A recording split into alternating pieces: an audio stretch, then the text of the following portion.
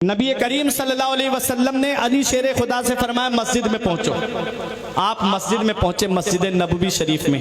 हजरत बिलाल को हुक्म दिया, जाओ अंसार और मुहाजिरीन में जाकर के कह दो कि वो मस्जिद नबवी में जमा हो जाएं। सब जमा हो गए। मेरे आका तशरीफ लाए। मेरे आका ने इरशाद फरमाया, मेरे सहाबा, मैंने अपनी बेटी फातिमा का निकाह अपने खानदान में सबसे बेहतर के साथ किया है। उसके बाद मेरे आका अपने घर पे तशरीफ लाए। तमाम अज़वाज से फरमाते, मुझे मेरी बेटी से तन्हाई में बात करनी है। अज़वाज मुतहरात पर्दे में चली गई। यहाँ पहुँच के बहुत अहम बात बता रहा हूँ। लड़के की जब हम शादी करते हैं तो उससे 7 बार पूछते हैं, बता बेटा फला खानदान में तेरा रिश्ता कर रहे हैं, क्या मंजूर है? फला घर में तेरा रिश्ता करने जा रहे हैं, क्या तुझे ये रिश्ता मंजूर है? लड़के ने मना कर दिया तो फिर इनकार है ना। कभी बेटी से पूछते, कभी अपनी लखते जिगर से हमने पूछा। अरे बाप नहीं पूछ सकता, लेकिन माँ का और बेटी के दरमियान कोई पर्दा नहीं होता, उसकी माँ तो पूछ सकती है। लड़की का खामोश रहना भी उसकी हाँ पे दलालत करता है। जी बेशक। उससे कभी नहीं पूछा हमने, बेटी फला लड़के के साथ हम तेरा निकाह करने जा रहे हैं, बेटी जिंदगी तुझे गुजारनी है, क्या बेटी तुझे ये रिश्ता मंजूर है? मेरे आका ने अपनी बेटी फातिमा से फरमाया, फातिमा मैंने तेरा निकाह मेरी बेटी अपने खानदान में सबसे बेहतर के साथ किया है, बता मेरी बेटी तेरी क्या मर्जी है? सुभान अल्लाह। उस वक्त हजरत फातिमा ने रो के कहा था, बाबा हमारा महर क्या रखा है? बाबा हमारा महर क्या है? नबी की आंखों में आंसू आ गए। फरमाया, फातिमा अली गरीब है, महर कहाँ से देगा? हजरत फातिमा ने कहा, बाबा महर हमें अली से नहीं, हमें महर आपसे चाहिए। हजरत फातिमा को सीने से लगा कि नबी ने फरमाया, फातिमा जब से खदीजतुल कुबरा का विसाल हुआ तब से लेके आज तक मेरी बेटी तूने मुझसे किसी चीज का सवाल नहीं किया। आज पहली बार मेरी बेटी तूने मुझसे कुछ मांगा है। हजरत खदीजतुल कुबरा ने विसाल से पहले अपनी एक बेटी को जोड़े दिए, एक बेटी को मिट्टी के बर्तन दिए, एक बेटी को और सामान दिया। जब हजरत फातिमा का नंबर आया, नबी ने फरमाया, फातिमा को कुछ नहीं दोगी? तब हजरत खदीजा ने कहा था, आका फातिमा को मैं आपको दे रही हूँ। जब मेरी बेटी आपसे किसी चीज का सवाल करे तो मेरी बेटी के सवाल को पूरा करना। हजरत फातिमा से नबी फरमाते, फातिमा आज तक मेरी बेटी तूने मुझसे कुछ नहीं मांगा, आज पहली बार मांगा है, मांग मेरी बेटी मैं तुझे दूंगा। 400 मिसकाल चांदी जो महर रखा गया वो तो महर अपनी जगह है।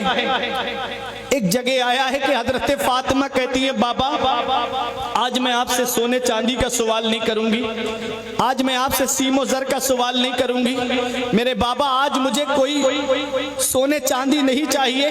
कहा बेटी फिर क्या चाहिए? हजरत फातिमा कहती है, बाबा मैंने आपको रातों में उम्मत के गम में आंसू बहाते हुए देखा है, आप रातों में उठ उठ करके उम्मत के गम में रोते हैं। बाबा कयामत के दिन जब आप उम्मत की शफाअत के लिए दुआ कर रहे हो तो बस इतनी इजाजत मिल जाए कि फातिमा पीछे से आमीन कह दे।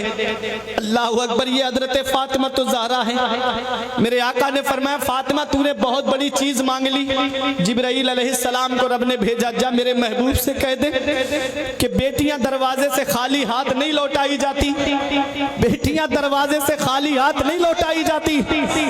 मेरे महबूब से कह दो कि महबूब कयामत के दिन उम्मत की शफाअत के लिए दुआ करना तुम्हारा काम है और आमीन कहना फातिमा का काम है और जन्नत देना परवरदिगारे आलम का काम है।